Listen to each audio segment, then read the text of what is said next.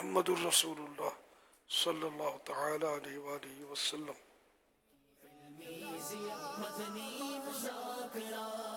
اسلام کا پیغام ہے سنت کا پاسبان، اسلام کا پیغام ہے سنت کا پاسبان، برہان حق اور حق نما مدنی مذاکرہ، برہان حق اور حق نما مدنی مذاکرہ، عطار کی علم۔ صلو علی الحبیب صلی اللہ تعالی علی محمد۔ 12 ماہ رمضان عصر کی نماز پڑھ کر مدنی مذاکرے میں ہم شریک ہیں۔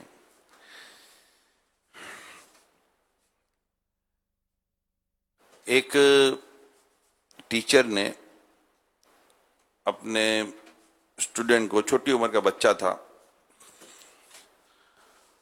اس کا امتحان لینے کے لیے کہ اب تک جو میں نے اسے پڑھایا ہے اس کو کچھ سمجھ میں آتا بھی ہے یا نہیں، اسے ایک سیب دیا کہ بیٹا میں تمہیں ایک سیب دیتا ہوں، ایک، یہ دوسرا سیب دیتا ہوں 2، یہ تیسرا سیب دیتا ہوں 3، اب تمہارے پاس کتنے سیب ہوئے؟ اس نے غور کیا، 4۔ جیسے اسے 4 کہا تو ٹیچر کو بڑا جھٹکا لگا کہ اتنے آسان سوال کا اتنا اس نے غلط جواب دے دیا۔ چہرے پہ تھوڑی ناگواری ہوئی، بچہ تھوڑا گھبرایا کہ مار وار نہ پڑے، کہ ٹیچر نے خود کو سنبھالا اور چونکہ بچہ تھا، کہ غور سے سنو میں آپ کو کیا کہنا چاہ رہا ہوں۔ جی،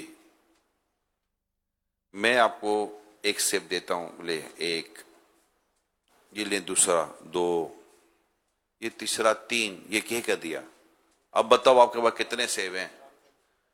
بچہ گھبرایا ہوا تھا، 4۔ اب ٹیچر کو غصہ آنے لگا کہ یہ یا تو میں صحیح نہیں ہوں یا بچہ کا کوئی دماغ خراب ہے، تو اس نے اپنا سوال چینج کیا کہ اچھا ٹھیک ہے بیٹا، یہ کام کرتے ہیں، میں آپ کو کیلے دیتا ہوں، یہ 1 کیلا، یہ 2، یہ 3، اب آپ کو کتنے کیلے ہوئے؟ تو بچے نے کہا 3۔ تو ٹیچر کو تسلی ہوئی کہ نہیں، دماغ صحیح ہے۔ پھر اس نے اپنے سیب کا سوال دہرایا کہ میں تمہیں 1، 2، اب 3 سیب دیے بیٹا، اب بتاؤ تمہارے پاس کتنے سیب ہوئے؟ 4۔ اب ٹیچر حالت خراب ہوئی، غصہ بھی آ رہا تھا کہ یہ میرے سے مذاق کر رہا ہے، کیا کر رہا ہے، لیکن ٹیچر نے خود کو سنبھالا اور کہا بیٹا یہ بتاؤ، کیلے دے رہا ہوں تو 3 ہے، اتنی سیب دے رہا ہوں تو 4 کیسے ہو گئے؟ مجھے سمجھاؤ بیٹا 4 کیسے ہوئے؟ کہ 3 آپ نے دیے، اور بیگ سے اس نے ایک سیب نکالا، صبح ایک امی نے دیا تھا، تو میرے ہو گئے 4 کیلے۔ اب ٹیچر کو سمجھ میں آیا کہ یہ 4 کیوں بول رہا تھا، کیوں سمجھ میں آیا؟ اب ہم سبق کی طرف آتے ہیں۔ وضاحت جب لیتے ہیں نا تو کلیئرٹی آ جاتی ہے۔ ہم بعض اوقات کسی چیز کی وضاحت لیے بغیر فیصلے کر لیتے ہیں۔ جب بھی کوئی ایسی الجھن یا پریشانی پیش آتی ہے عموماً، تو ہم سامنے والے سے وضاحت نہیں لیتے، ہم وہ وضاحت نہیں لے رہا تھا اسٹوڈنٹ سے، وہ بچے سے وضاحت نہیں لے رہا تھا کہ بیٹا آپ 3 کو 4 کیوں کہہ رہے ہو۔ جب اس نے وضاحت کی تو اس نے بتایا کہ بھئی میرے پاس 4 ہی تو ہوئے، 3 آپ نے دیے، ایک میری امی نے مجھے صبح دیا تھا بیگ کے اندر ڈال کر، تو میرے پاس 4 سیب ہو گئے نا، میں غلط تو نہیں بول رہا؟ اب ٹوٹل 4 سیب ہو گئے۔ تو اس کو جو کتابوں میں لکھا ہے نا، یہ لکھا ہے کہ جس طرح آپ اپنی کسی غلطی کا عذر بیان کرتے ہیں نا کہ میرے سے غلطی ہوئی، اس کی وجہ یہ تھی، اس طرح کسی اور کی غلطی کی بھی وجہ تلاش کریں۔ ہو سکتا ہے کہ اس وجہ سے اس کی غلطی ہو گئی ہو۔ ہم اپنی غلطیوں کی وجہ ڈھونڈ رہے ہوتے مگر کسی اور کی غلطی کی کوئی وجہ ہمارے پاس نہیں ہوتی. بس یہ غلطی کی کیوں؟ جب بھی ہم نے کسی سے کلیریفیکیشن مانگی، میں جنرل بات کر رہا ہوں، 100% پہ بات نہیں ہوتی، تو وہ اپنی بات کی کوئی کلیریفیکیشن دیتا ہے، کوئی وضاحت دیتا ہے، کوئی جسٹیفائی کرتا ہے اپنی گفتگو کو کہ میرا مقصد یہ نہیں، میرا مقصد یہ تھا. اور جب ہمیں مقصد پتہ چلتا ہے تو سم ٹائم ہماری غلط فہمی دور ہو جاتی ہے اور ہمیں موقع مل جاتا ہے. جیسے عموماً ہمارے یہاں آج کل ہوتا نہیں ہے، اس نے کہا اور ہم نے فوراً اس کے بارے میں یا تو پوسٹ ڈال دی یا اس کے بارے میں کوئی ایسی بات کر دی. بھائی اسے وضاحت تو لو کہ آپ نے یہ بات کی تو میری سمجھ میں نہیں آ رہی، آپ نے یہ بات کیسے کر دی. ہو سکتا اس کے بعد واجبی جواب ہو، درست جواب ہو، آپ کو غلط فہمی ہو رہی ہو اور وہ غلط نہ ہو.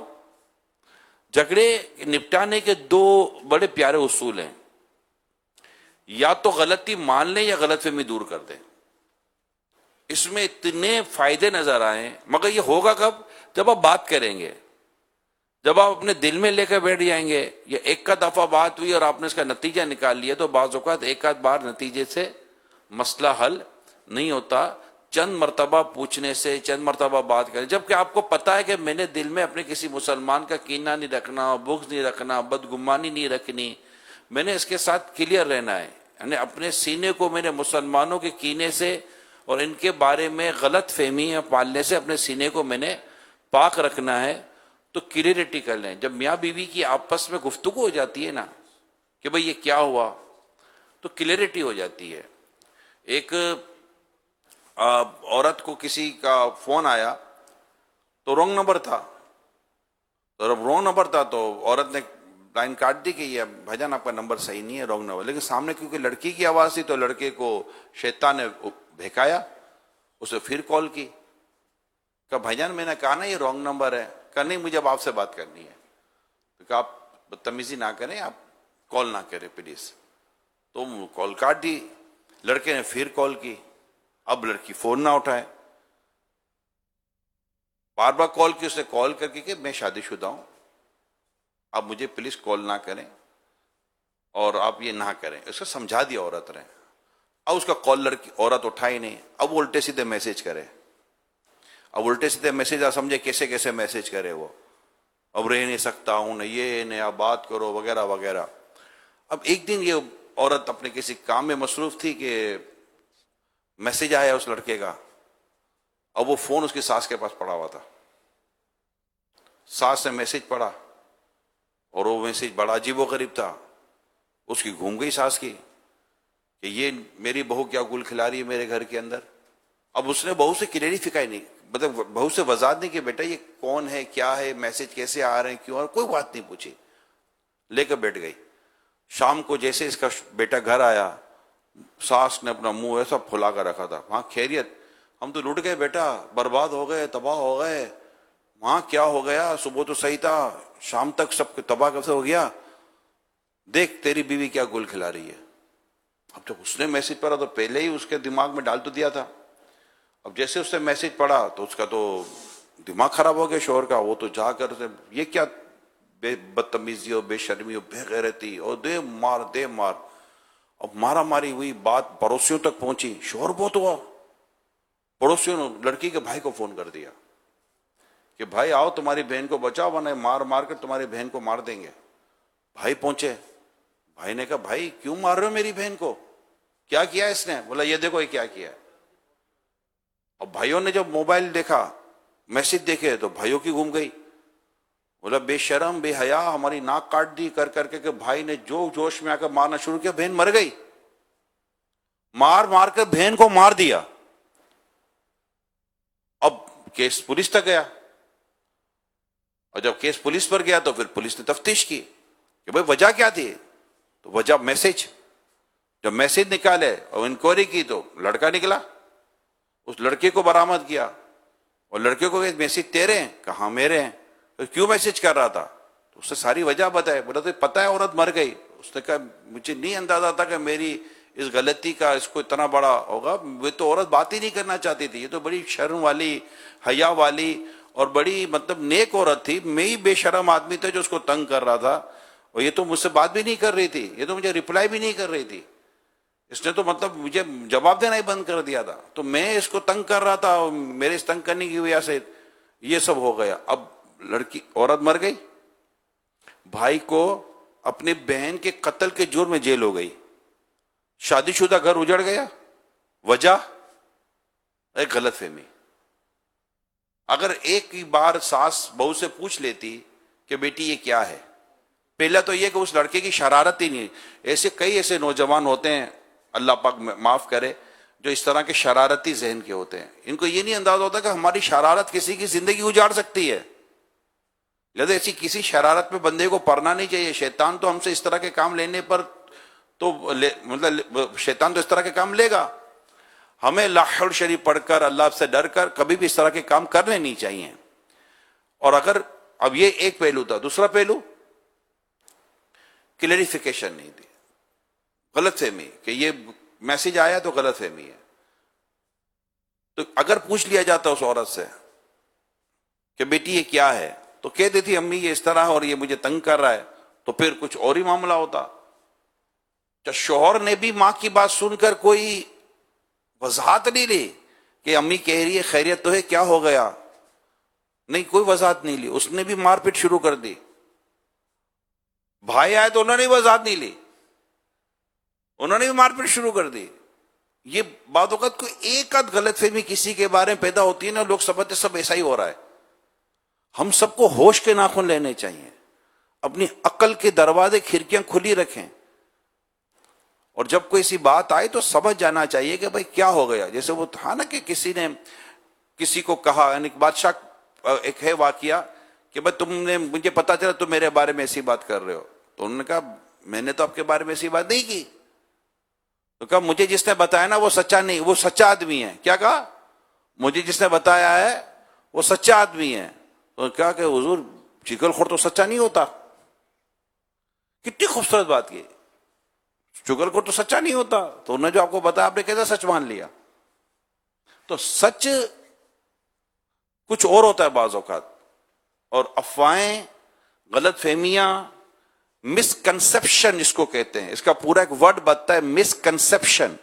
مس کنسپشن اسٹیبلش کر دیا جاتا ہے، غلط فہمیاں پیدا کر دی جاتی ہیں، پھر ہر آدمی اس کے بارے میں یہی ذہن بنا۔ آپ نے اس سے نہیں ملاقات کی ہوتی، مگر آپ کو کوئی پوچھے آدمی کیسا تھا، کوئی کہ یار آدمی صحیح نہیں ہے، وہ آپ کو کیسے پتا چلا؟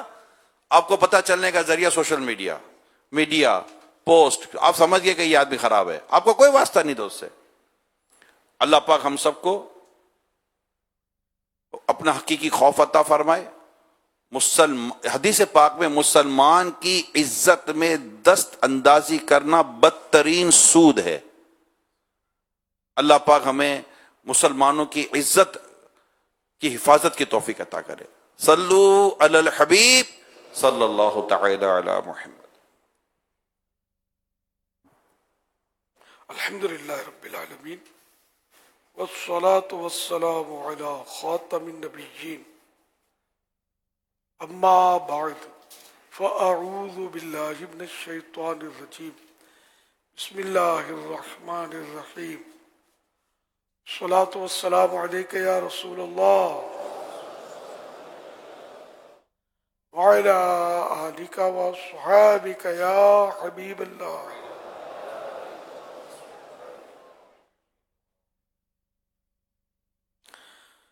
الصلاة والسلام علیک یا نبی اللہ وعلی آلک وصحابک یا نور اللہ۔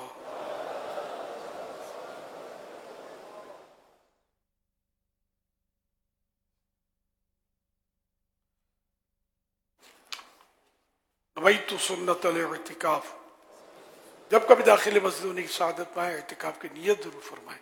جب تک مسجد میں رہیں گے مفت کا ثواب ملے گا، جب مسجد سے باہر نکلیں گے یہ نفل اعتکاف ختم ہو جائے گا، پھر جب مسجد میں داخل ہوں نئے سرے سے اعتکاف کی نیت کر لیں۔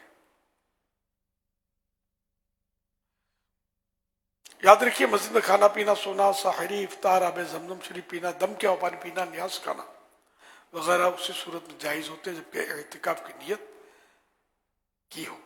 نہیں کی تھی، افطار کا ٹائم آ گیا، افطار نہیں کر سکتے مسجد کے اندر، ہاں اعتکاف کی نیت کر لیجئے، اب افطار کر لیجئے۔ تاہم مناسب یہ تھا کہ افطار اللہ کے لیے، ثواب کے لیے اعتکاف کی نیت کرتے اور ذکر و درود کر لیتے، چاہے تو 12 بار درود شریف پڑھ لیتے، پھر بھلے آپ افطار کرتے. صلو علی الحبیب صلی اللہ علی محمد. فرمانے آخری نبی صلی اللہ علیہ وسلم محمد صلی اللہ علیہ وآلہ وسلم پر جو درود پاک پڑھے اس کا دل منافقت سے ایسا پاک ہو جائے گا جیسے کپڑا پانی سے پاک ہو جاتا ہے. صلو علی الحبیب صلی اللہ علی محمد.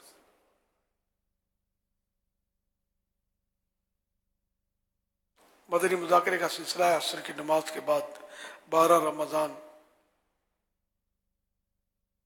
معتکفین عالمی مدنی مرکز فیضانہ مدینہ کراچی میں جمع ہے. مدنی چینل پر بھی ہم لائیو ہیں. سوالات کیجیے اور سوال کا جواب وہ بھی بے ثواب یعنی درست دے پاؤں یہ ضروری نہیں، بن پڑا تو عرض کرنے کی کوشش کی جائے گی. بھول کرتا پائیں فوراً میری اصلاح فرمائیں. بھول ہو رہی صورت میں انشاءاللہ مجھے شکریہ کے ساتھ قبول کرتا ہوا پائیں گے. صلو علی الحبیب صلی اللہ علی محمد. میرا امیر سنت کی بارگاہ میں سوال ہے کہ سیدی اگر روزہ یاد ہو اور کسی نے پانی پھینکا ہو اور وہ منہ پہ گرا اور منہ میں پانی چلا گیا ہو، اور سفر کرتے وقت موٹر سائیکل پہ بعض اوقات آنکھوں میں بھی دھول وغیرہ جاتی ہے، تو اگر اس صورت میں منہ میں کوئی ذرہ وغیرہ یا پھر کوئی مٹی چلی گئی تو کیا اس صورت میں روزہ ٹوٹے گا؟ اور بعض اوقات بارش بھی ہوتی ہے تو بارش کا پانی اگر منہ میں چلا جائے سفر کرتے وقت یا ویسے ہی چلا جائے تو کیا اس سے روزہ ٹوٹے گا؟ جزاک اللہ خیرہ. پانی کسی نے پھینکا حلق کے نیچے چلا گیا، روزہ یاد تھا، روزہ ٹوٹ گیا. بارش کا پانی منہ میں چلا گیا، روزہ یاد تھا اور حلق کے نیچے اتر گیا پانی تو روزہ ٹوٹ گیا. منہ کھلا تھا، سوئے ہوئے تھے کھلی فضا میں، بارش آئی حلق کے نیچے پانی اتر گیا یا اولا اتر گیا، روزہ ٹوٹ گیا. اب گرد اڑی، آٹے کی چاہے وہ گرد ہو کسی چیز کی گرد اڑی اور وہ حلق میں چلی گئی، بھلے وہ سانس کے ذریعے حلق میں محسوس بھی ہوئی، روزہ نہ ٹوٹا.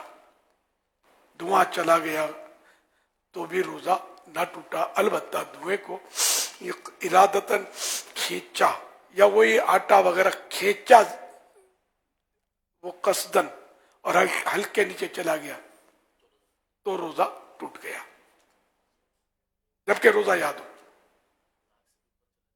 اور ناک سے بھی کھینچا اور دماغ میں چلا گیا تو بھی روزہ ٹوٹے گا جبکہ روزہ یاد ہو. صلو علی الحبیب صلی اللہ علی محمد. امیر علیہ سنت کی بارگاہ میں سوال عرض ہے کہ تراویح میں ہم 2 رکعت پڑھ کر اٹھتے ہیں تو بعض حضرات صلاۃ بر محمد کہتے ہیں اور بعض اسلامی بھائی صلو علی الحبیب کہتے ہیں. مرشد کریم رہنمائی فرمائیں کہ اس میں کیا بولنا درست ہے اور ان کا مطلب کیا ہے؟ درست دونوں ہی ہے. صلاۃ بر محمد صلی اللہ علیہ وسلم یہ عربی عبارت نہیں ہے، فارسی ہے. صلاۃ بر محمد صلی اللہ علیہ وسلم، محمد پر درود ہوں، غالباً یہ معنی بنتے ہیں نا، محمد پر درود ہوں صلی اللہ علیہ وسلم. درست ہے. ہم اردو میں کہتے ہیں مصطفیٰ جان رحمت پر لاکھوں سلام، تو یہ بھی درست ہے. صلو علی الحبیب کہہ کر دوسروں کو درود شریف پڑھنے کی دعوت دے رہے ہیں، درست یہ بھی ہے. صلاۃ بر محمد کا مطلب بھی صلو علی الحبیب ہی ہے. اچھا درود بھیجو. جی، یعنی مقصد یہی ہوتا ہے جو یہ کہتے ہیں کہ ایک بولے گا زور سے تاکہ پیچھے سارے درود پاک پڑھیں. جی اچھا بر سلام بر محمد علی، ہاں سلام بر محمد صلی اللہ علیہ وسلم، درود بر محمد صلی اللہ علیہ وسلم. پنجاب میں جو نا یہ گاؤں وغیرہ میں اپنے یہی دیکھا ہے کہ وہاں جسے ہمارے یہاں صلو علی الحبیب بولتے ہیں تو وہاں صلاۃ بر محمد کہا جاتا ہے. صلی اللہ علیہ وسلم. بچپن میں ہم نے صلاۃ بر محمد ہی بولا ہے. صلو علی الحبیب یہ دعوت اسلامی والوں جہاں یہ بولتے ہیں اور سمجھو کہ دعوت اسلامی یہاں ہے. صلو علی الحبیب صلی اللہ علیہ محمد. دعوت اسلامی ایک تو یہاں نظر آتی ہے جہاں صلو علی الحبیب کہتے ہیں، اور ایک دعوت اسلامی وہاں نظر آتی ہے جہاں نعرہ لگتا ہے ہر صحابی نبی، سب صحابیات بھی، اور ایک دعوت اسلامی وہاں نظر آتی ہے جہاں پر یہ نعرہ لگتا ہے محمد مصطفیٰ احمد مجتبی سب سے آخری نبی۔ تو یہ نعرے بھی دعوت اسلامی کے بجے لگے، تو اپنے یہاں کو دعوت اسلامی والا بیٹھا ہوا ہے۔ میرا نام محمد نے بھی یہ نعرے لے لیا، ہاں نہیں، ہاں اس لیے مطلب وہ دعوت اسلامی فائنل نہیں ہوگی۔ صلو علی الحبیب کسی کو ابھی تک سنا نہیں ہے کہ دعوت اسلامی والوں کے علاوہ، بلکہ بعض وہ جو دعوت اسلامی سے خوش نہیں ہوتے ہوں گے وہ بھی نہیں لگاتے ہوں گے، یار کہیں دعوت اسلامی کی چھاپ لگ جائے گی ہم پر، میرا یہ گمان ہے۔ جو میں نے بینر تو دیکھے بعض ان لوگوں کو جو دعوت اسلامی کی کیا ہوتا ہوا بہت کچھ مطلب سمجھانا چاہتا سمجھ گئے ہوں گے، وہ بینر دیکھے میں نے، ہر صحابی نبی جنتی جنتی، تو یہ قبول کیا، باقی کچھ بھی قبول نہیں کیا، ہمارا ہمیں ہی قبول نہیں کیا۔ صلو علی الحبیب صلی اللہ علیہ محمد۔ میرا نام محمد جمال رضا ہے اور میرا گولڈ کا کام ہے۔ میرا امیر اہل سنت سے سوال ہے کہ دشمن سے نجات کے لیے کوئی وظیفہ بتا دیں، خاص کر ایسا دشمن جس سے عزت کو کوئی خطرہ ہو۔ اللہ جزاک اللہ خیر۔ ویاکم۔ ایک تو یہ کہ ہر نماز کے بعد یا کبیرو 7 بار پڑھا کریں، اس کی پابندی کریں تو انشاءاللہ دشمن سے، شیطان سے، جن سے اور طرح طرح کی مصیبتوں سے، ناگہانی آفتوں سے اللہ کرے گا تو حفاظت ہوگی۔ ہے مختصر سا یا کبیرو، یا کبیرو، یا کبیرو، یا کبیرو، یا کبیرو، یا کبیرو، یا کبیرو، یا کبیرو، 1 منٹ بھی نہیں لگتا۔ صلو علی الحبیب صلی اللہ علی محمد۔ پیارے امیر اہل سنت سے میرا سوال یہ ہے، جب لوگ فوت ہو جاتے ہیں کیا ان کی روحیں گھر میں جمعرات کو تشریف لاتی ہیں تو گھر والے ان کے لیے کیا اچھی اچھی نیتیں کے ساتھ ایصال ثواب کریں جس سے روحوں کا بیڑا پار بھی ہو جائیں اور روحیں بھی خوش ہو کر جائیں اور گھر والوں کے لیے بھی صدقہ جاریہ ہو؟ اس کے لیے رہنمائی فرما دیجیے۔ روحیں آئیں تو ہی ایصال ثواب ہو، انتظار کریں اور پتہ بھی نہ چلے کب آئی کب چلی گئی۔ تو ایصال ثواب تو ویسے ہی کرنا ہے۔ صلو علی الحبیب صلی اللہ علی محمد۔ بی بی خدیجہ رضی اللہ تعالیٰ عنہ وہ عظیم خاتون ہے جو ہمارے پیارے آقا صلی اللہ علیہ وسلم کی سب سے پہلی زوجہ اور ام المؤمنین ہیں۔ آپ رضی اللہ تعالیٰ عنہ خاتون جنت بی بی فاطمہ رضی اللہ تعالیٰ عنہ کی امی جان ہیں اور جنتی نوجوانوں کے سردار حسنین قریباً رضی اللہ عنہ کی نانی جان ہے، اور یوں بی بی خدیجہ رضی اللہ تعالیٰ عنہ تمام سیدوں کی نانی جان بھی ہیں۔ بی بی خدیجہ رضی اللہ تعالیٰ عنہ وہ ہیں جو خواتین میں سب سے پہلے اسلام لائیں۔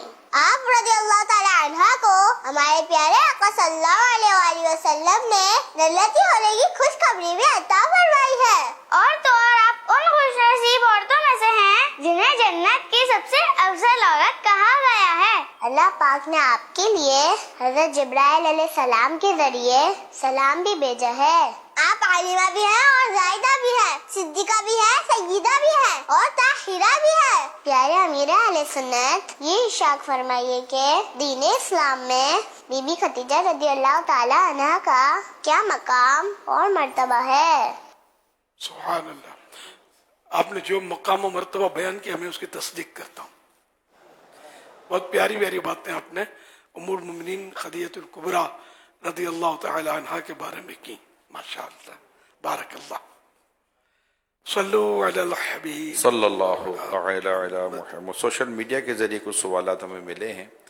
یہ محمد بلال ہیں بصیر پور سے، کہتے ہیں اگر کسی نے نقلی دانت نکلوائے ہوں اور ان پر کیمیکل لگا ہوتا ہے تو کیا وہ روزے میں لگا سکتے ہیں؟ روزے میں نقلی دانت لگا سکتے ہیں کہ اس پر کیمیکل لگا ہوا ہوتا ہے؟ اصل وہ نقلی دانت، اچھا निकलवाना नहीं, लगाना है।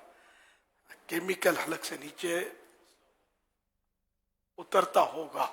अब इसकी किस तरह का केमिकल है, वो उतरता है कि नहीं उतरता, कुछ ऐसा कंफर्मेशन। जी, यानी अब इस पर कभी कोई बात हुई तो नहीं, लेकिन मसला तो वही रहेगा कि अगर इस पर दवाई केमिकल लगा हुआ है और हलक से नीचे उतरता महसूस हुआ, रोजा याद होने की सूरत में रोजा तो टूटेगा।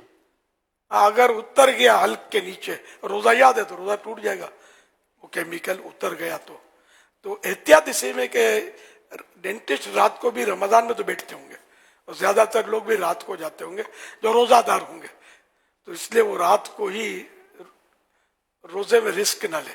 ऐसा होता है कि नकली दांत किसी ने लगाए हों और उस पर केमिकल लगा हुआ हो और वो निकलता हो लगता हो, निकलता हो लगता हो, और उनको ये डाउट होता हो कि मैं निकाल के भी रख देता हूँ, फिर मुझे लगाना होता है, तो उसमें चूंकि केमिकल लगा होता है, ऐसी सूरत को होती होगी।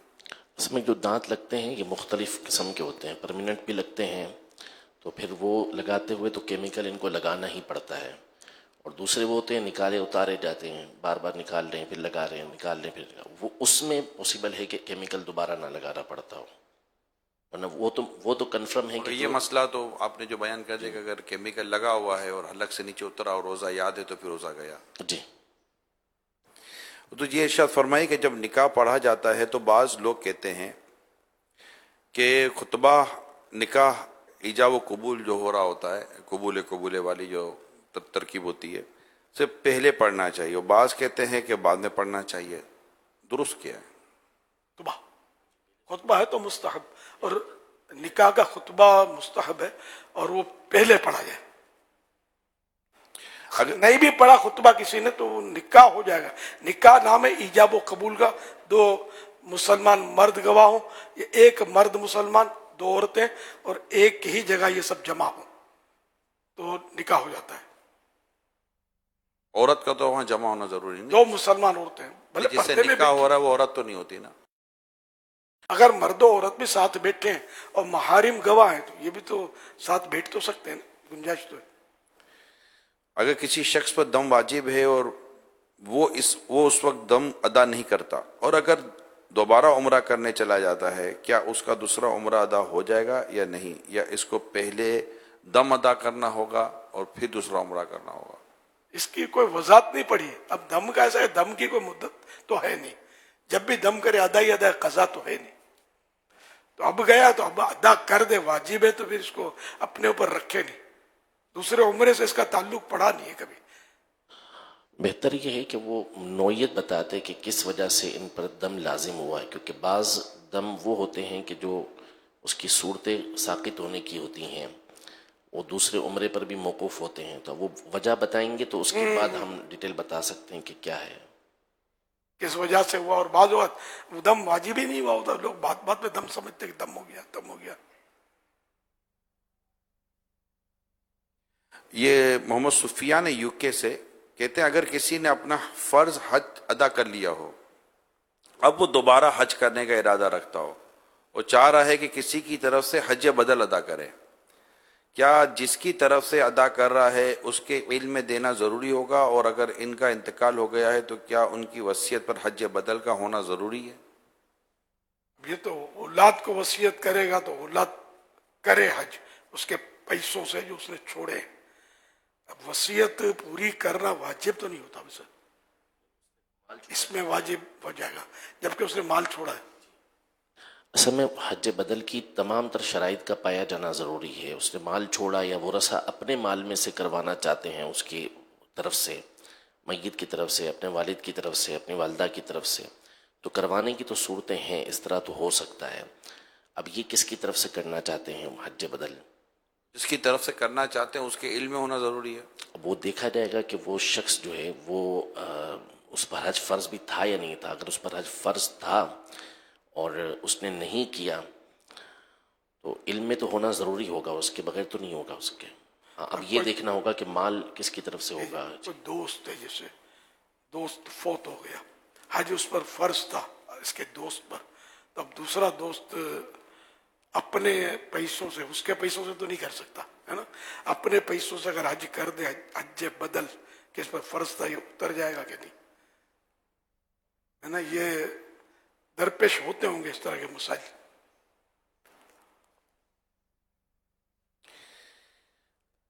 یہ کہتے ہیں کہ میرا نام محمد عمر ہے، کیا تہجد کی نماز میں جو قراءت کی جاتی ہے وہ اونچی آواز سے کی جاتی ہے یا یعنی جہری ہے یا سری ہے؟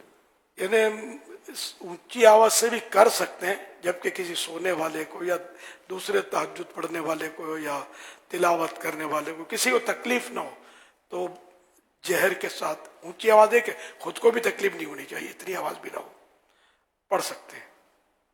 یہ ایک سوال تھا کہ یہ بتائیے کہ نفل نماز میں کیسے ہمیں پتہ چلے کہ یہ رات، تہجد تو رات میں ہوتی ہے، رات کے نفلوں میں جہر یعنی کہ اونچی آواز سے بھی پڑھ سکتے ہیں. اور وہی صورتیں جو میں نے عرض کی اس کو خیال رکھیں. اس کا مطلب دن کے اوقات میں جو نفل پڑھیں گے اس وہ سرن، وہ آہستہ پڑھیں گے، کم از کم اتنی آواز اور پڑھنے میں کہ خود سن سکے جبکہ کوئی سننے میں رکاوٹ نہ ہو. اب بعض لوگ نمازیں پڑھ رہے ہوتے ہیں تو یہ نہیں ہے، مطلب اتنی آواز قراءت کی ہو کہ وہ خود سن سکے. اگر بقدر فرض بھی اس نے نہیں سنا تو اس کی نماز ہوگی ہی نہیں. یہ ایک بڑا اہم مسئلہ ہے جس کی طرف لوگوں کی توجہ نہیں ہے. خالی منہ بند کر کے وہ دل میں سمجھ لیتے ہیں، خود سنیں. جبکہ رکا بہرا ہے تو الگ بات ہے، یا شور شرابہ ہے ادھر کہ وہ اس کو آواز سنائی نہیں دیتی، ورنہ شور نہ ہوتا تو اتنے تلفظ تو ادا ہو رہے ہیں کہ یہ سن لیتا کان سے، تو بھی صحیح ہے.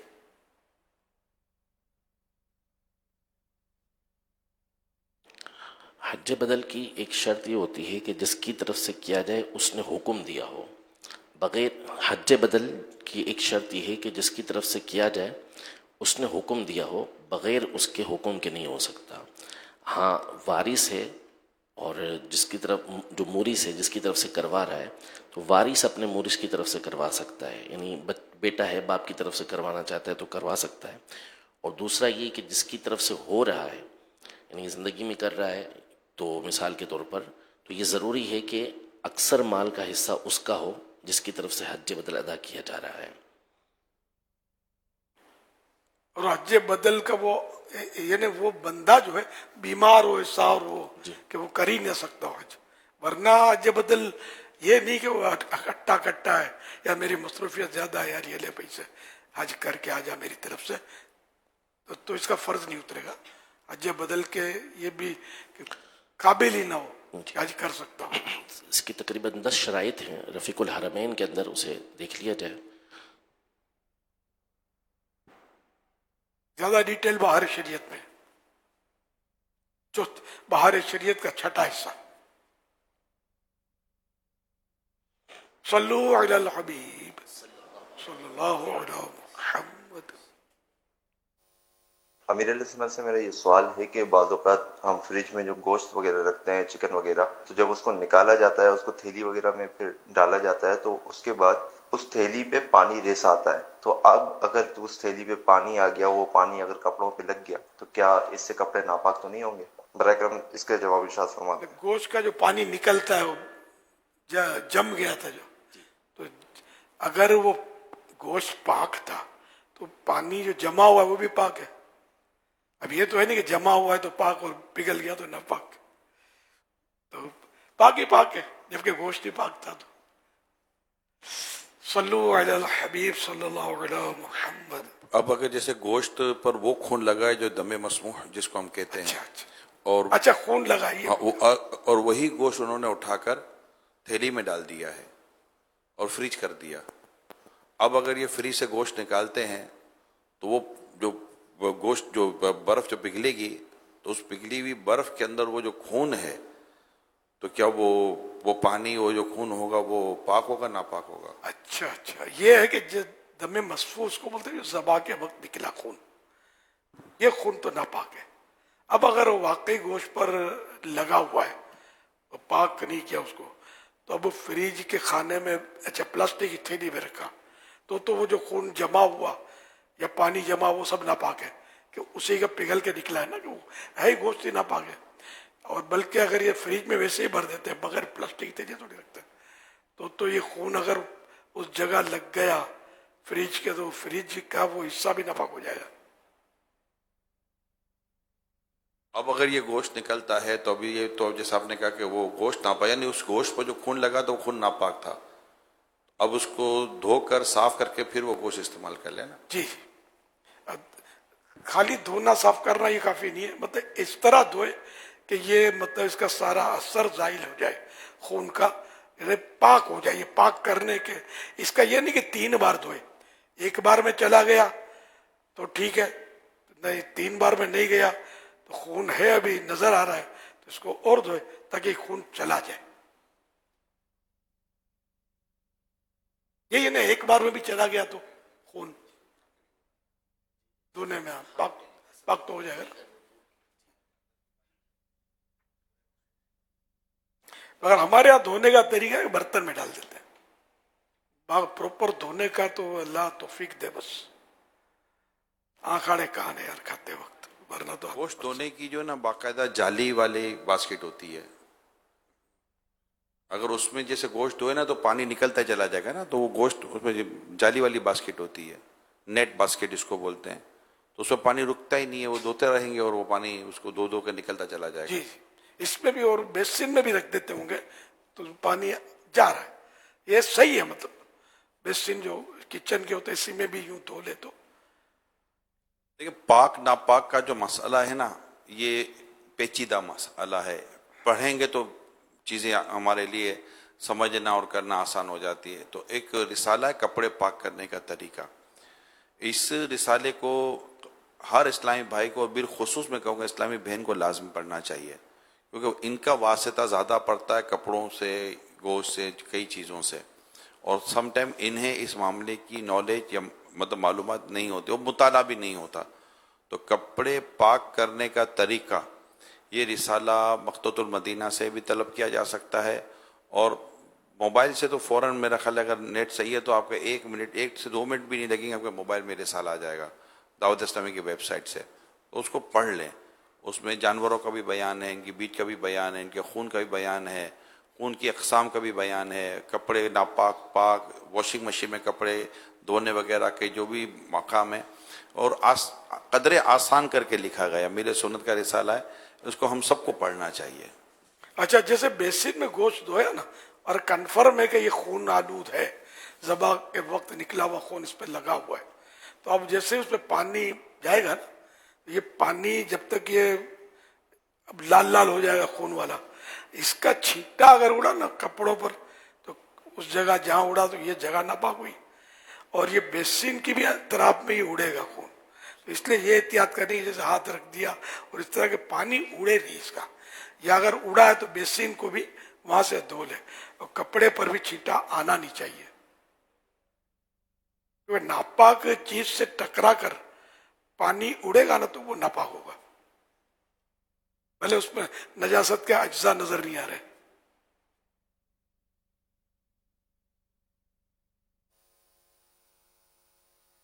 اس کی احتیاطیں تو نہ ہونے کے برابر ہے. گھر میں پتیلی کا گوشت برابر نہیں دھلتا تو دیگوں والے کس طرح دھوتے ہوں گے خدا بہتر جانے. مطلب حالات صحیح ہیں، کیونکہ وہ مرغیاں کاٹتے ہیں، جیسے مرغی پر بھی بیٹ لگتی ہے، خون لگتا ہے. اب یہ کہ ہم نے چونکہ دیکھا نہیں ہے اس لیے وہ اب طہارت کا ہی حکم دیں گے باقی کا. جی عافیت بھی اسی میں ہے کہ اس کو دھو لیا جائے. اس میں بعض اوقات جو دم مصفوح ہے اگر وہ گوشت کے اندر سن جائے نا تو پھر پاک ہونے کی صورت رہتی نہیں ہے، اس کی بڑا مشکل مرحلہ ہو جاتا ہے. اس کیا ہو جائے؟ سن جائے، اندر چلا جائے نا، سن منے اوپر جیسے لپڑ جائے، نہیں جذب ہو جائے، جذب ہو جائے، جذب ہو جائے. یہ لکھا فتح رضویہ میں کہ مرغی ہے جیسے اس پہ نجاست لگی ہوئی ہے، بیٹ وغیرہ ہوتی ہے یا دم مصفوح بہتا خون ذبح کے وقت جو نکلا تھا، اور ڈال دی جیسے پر نوچنے کے لیے پانی میں ڈال دی، گرم پانی میں ابال لیا اس کو.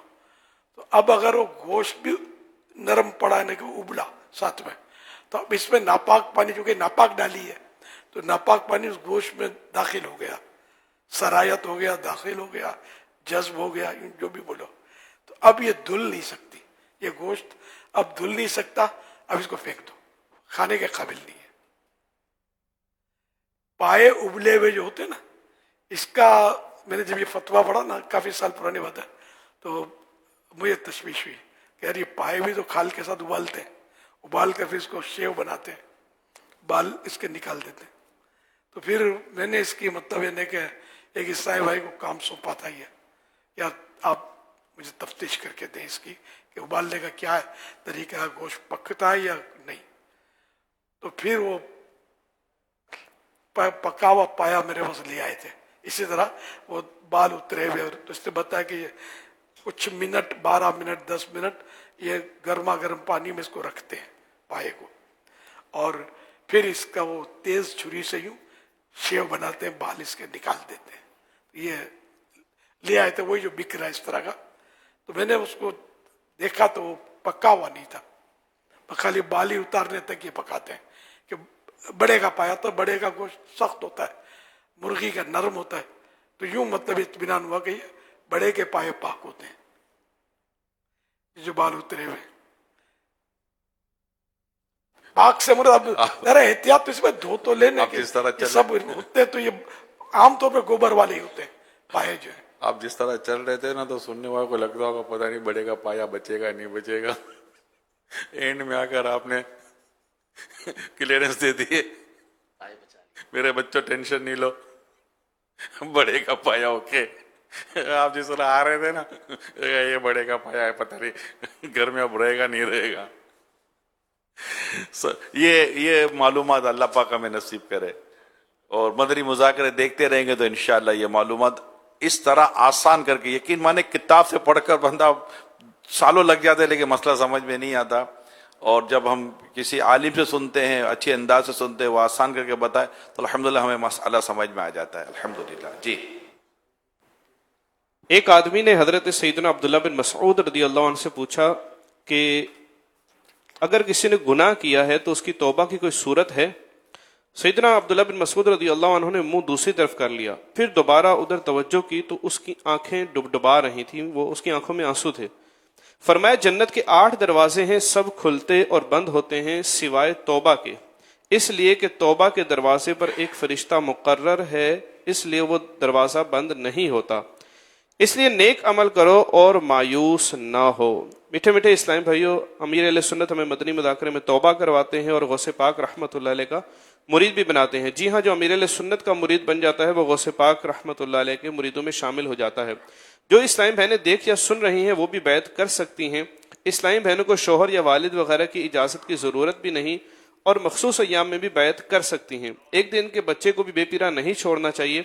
स्क्रीन पर जो नंबर दिखाया जा रहा है, इस पर अपने नाबालिग बच्चों के नाम, उम्र वगैरह भेज दीजिए, इन्हें अमीर अहले सुन्नत के मुरीदों में शामिल कर लिया जाएगा। अगर आप पहले से किसी पीर कामिल के मुरीद हैं तो चाहें तो बैत बरकत हासिल कर लीजिए। अमीर अहले सुन्नत कहें मुरीद होता हूं मैं, तो आप कहें तालिब होता हूं मैं अमीर अहले सुन्नत से अर्ज करता हूं कि हमें गौसे पाक रहमतुल्लाह अलैह के मुरीदों में शामिल फरमा लीजिए।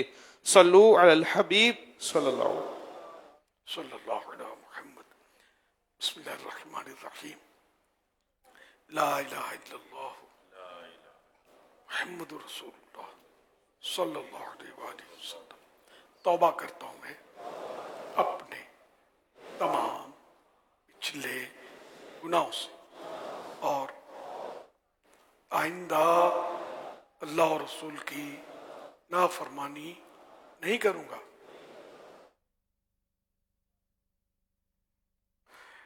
बदमज़हबों और बुरे लोगों की सोहबत से बचता रहूंगा। नमाज रोजे की पाबंदी करता रहूंगा।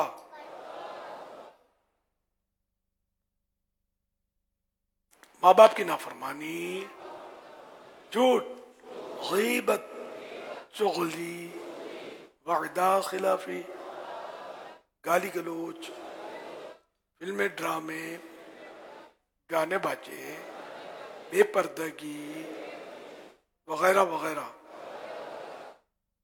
गुनाहों से बचता रहूंगा।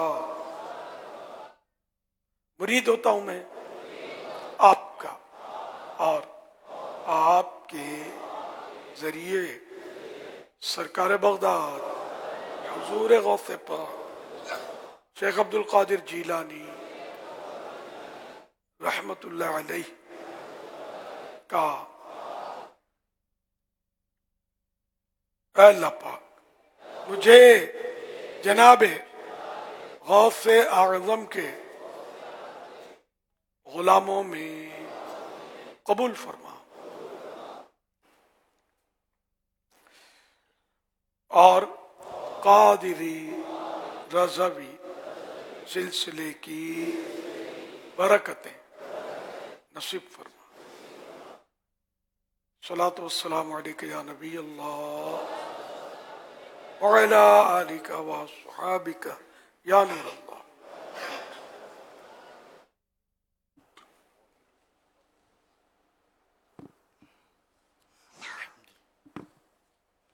अल्हम्दुलिल्लाहि रब्बिल आलमीन वस्सलातु वस्सलामु अला सय्यिदिल अंबिया वल मुरसलीन सल्लु अलल हबीब। दर्द दिल कर मुझे अता या रब दे मेरे दर्द की दवा या रब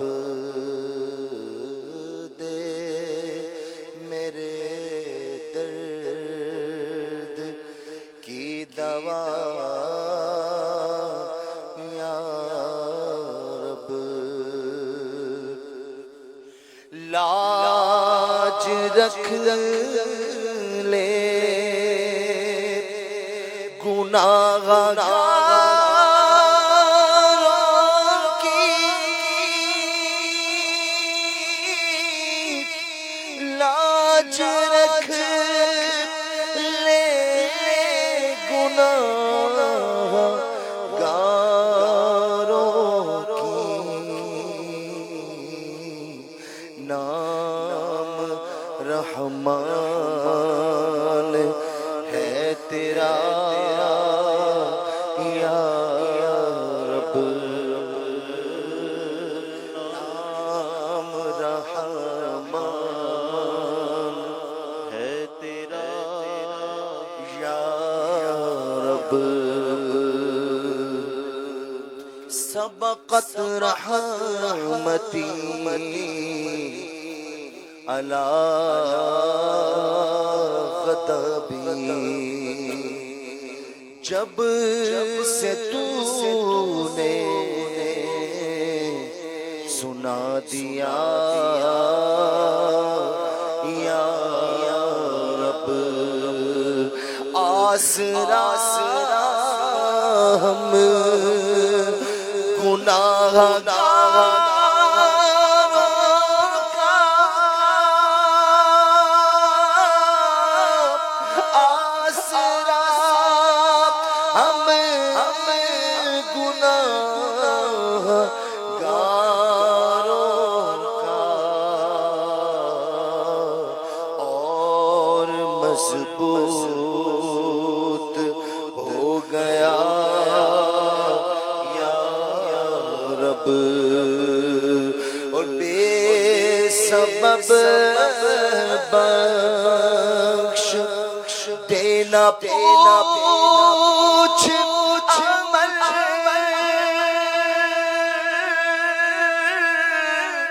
बेसबब बख्श देना पूछ अमल। नाम गफ़ार है तेरा या रब। तू हसन को उठा हसन करके, तू गमे भी उठा हसन करके। ओ माल खैर खातिम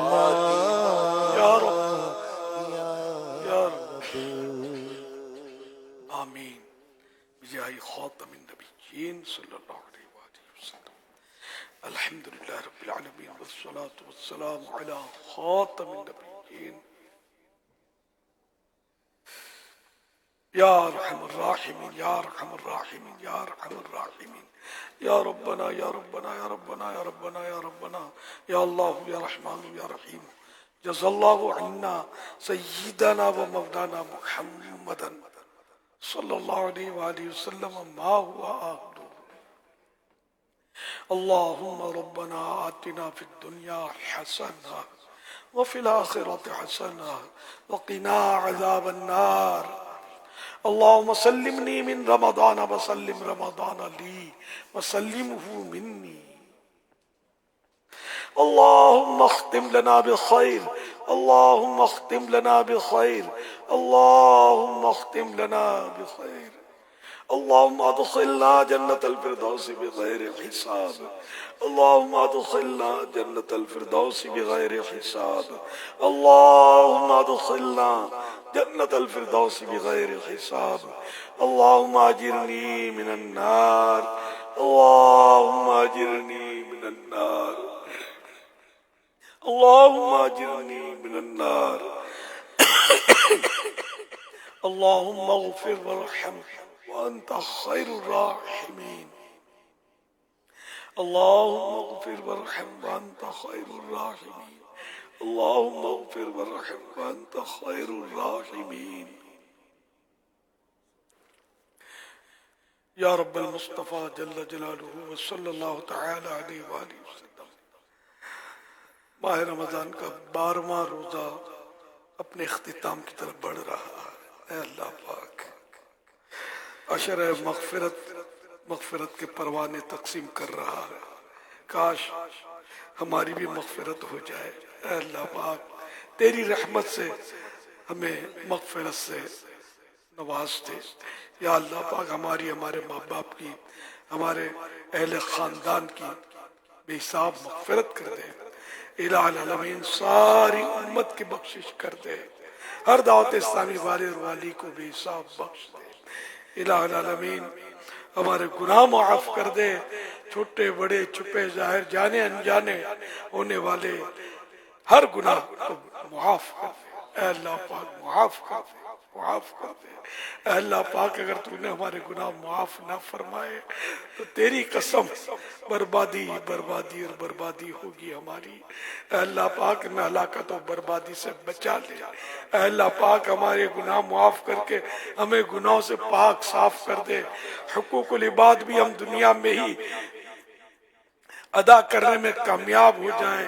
اے اللہ پاک تیرے بارگاہ میں اس حال میں ہم حاضر ہوں کہ ہمارے ذمے نہ کوئی تیرا حق ہو نہ تیرے بندوں کا حق ہو. اے اللہ پاک ہمیں گناہوں سے پاک صاف کر دے. الہ العالمین جنت الفردوس میں اپنے پیارے حبیب صلی اللہ علیہ وسلم کا پڑوسی بنا لے. الہ العالمین نیک بنا دے. پکا نمازی بنا دے. سنتوں کا پابند بنا دے. عاشق رسول بنا دے. ہماری ظاہری باطنی اصلاح ہو جائے. گناہوں کی بیماریوں سے ہمیں شفا کاملہ مل جائے. اے کاش ہم گناہوں سے دور رہنے میں کامیاب رہیں اور نیکیاں کرنے میں کامیاب رہیں. نفس و شیطان آڑے آتے ہی رہتے ہیں. مولا کریم ان کے شرور و فتن سے ہماری حفاظت فرما. اب ہمیں اپنی رحمت کے حصار میں رکھ. یا اللہ پاک ہمارے بیمار شفا یاب ہوں. مقروض قرضوں سے خلاصی پائیں. اے اللہ پاک بے روزگاروں کو حلال و آسان روزی عطا ہو. الہ العالمین بے اولادوں کو نیک اولاد بعافیت بغیر آپریشن کی عنایت ہو. بیٹیوں کے طلبگاروں کو بیٹیاں بیٹوں کے طلبگاروں کو بیٹے ملے. الہ العالمین جن کے گھر میں ناچاکیاں ہیں گھر امن کے گہوارے بنے. یا اللہ پاک ساس بہو کے جھگڑے ہوں یہ بھی ختم ہو. سب ایک دوسرے کا احترام کرنا سیکھ لیں, حسن ظن رکھنا سیکھ لیں. بدگمانی کی آفتوں سے گھر کے گھر تباہ ہو رہے ہیں. مولا کریم بدگمانیوں سے بچا لے, غیبتوں سے بچا لے. غیبت بھی بڑی تباہ کار ہے اور اس کی وجہ سے بھی بڑی تباہ کاریاں اور خون خرابیاں بھی ہو جاتی ہوں گی. اے اللہ پاک سب پر اپنی رحمت کا نزول فرما. زبان کی احتیاط مل جائے, ذہن و دماغ کی احتیاط ملے, دل کی احتیاط ملے, اچھی سوچیں نصیب ہوں, دل کی گندگیاں دور ہوں, زبان کی خرابیاں دور ہوں. اے اللہ پاک ہمیں اچھا مسلمان بنا دے, اچھا مسلمان بنا دے, اچھا مسلمان بنا دے. دوسروں کا ہمدرد مسلمان بنا دے, دوسروں پر رحم و کرم کرنے والا بنا دے. ظلم سے بچا اے اللہ پاک, ظلم و استبداد سے بچا. اے اللہ پاک ہمیں دوسروں کی ہمدردیاں نصیب کر دے, دوسروں کے کام آنے کی توفیق دے, دوسروں کے بگڑے کام بنانے میں ہمیں تعاون کرنے کی توفیق عطا فرما, غریبوں کی امداد کرنے کی توفیق عطا فرما. یا اللہ علی الحبیب سلام علیکہ صلوات اللہ علیکہ صلوات اللہ علیکہ یا نبی سلام علیکہ یا رسول سلام علیکہ یا حبیب سلام. الحمدللہ رب العالمین والصلاة والسلام علی خاتم النبیین. اللہم لک صمت و بک آمنت و علیک توکلت و علی رزقک افطرت. یا اللہ پاک تیرے فضل و کرم سے 12 روزے پورے ہو گئے. اے اللہ پاک ہماری مغفرت ہوئی یا نہیں ہوئی یہ پتہ نہیں. عشر مغفرت جاری ہے, مغفرتیں ہو رہی ہیں. افطار کے وقت روزانہ 10 لاکھ مغفرت سے مشرف ہوتے ہیں, اور آج تو شب جمعہ ہے. اے اللہ پاک شب جمعہ, روز جمعہ تو لمحہ لمحہ مغفرتوں کے پروانے ملتے ہیں, اور ہر گھڑی 6 لاکھ ایسے گناہگار بخشے جاتے ہیں جن پر ان کے گناہوں کے سبب جہنم واجب ہو چکا ہوتا ہے. اے اللہ پاک ہمارے اعمال بھی ایسے ہی ہیں, ہمیں بس ہم جسے تو جانتا ہے, بس ہمیں تو بخش بے حساب کہیں بے شمار جرم دیتا ہوں واسطہ تجھے شاہ حجاز کا. اے اللہ پاک نہ جانے کتنے مریض اس وقت ہمارے ساتھ مدنی چینل کے ذریعے دعاؤں میں شریک ہوئے ہوں گے. سب کو شفا دے دے, سب کی جھولیوں میں صحت کی خیرات ڈال دے. بیچارے کیسی تکلیفوں میں ہوتے ہیں, پریشان ہوتے ہیں. کوئی کینسر کا مریض, کوئی ٹی بی کا, تو کوئی پیٹ کا درد, کوئی پیٹھ کا درد, کسی کے جوڑوں کا درد, کسی کو پٹھوں کا درد. سب کو صحت دے, سب کو شفا دے دے, سب پر رحمت کی نظر کر دے. بے اولادوں کی اولاد سے جھولیاں بھر دے, سب پر رحمت کی نظر, سب پر کرم.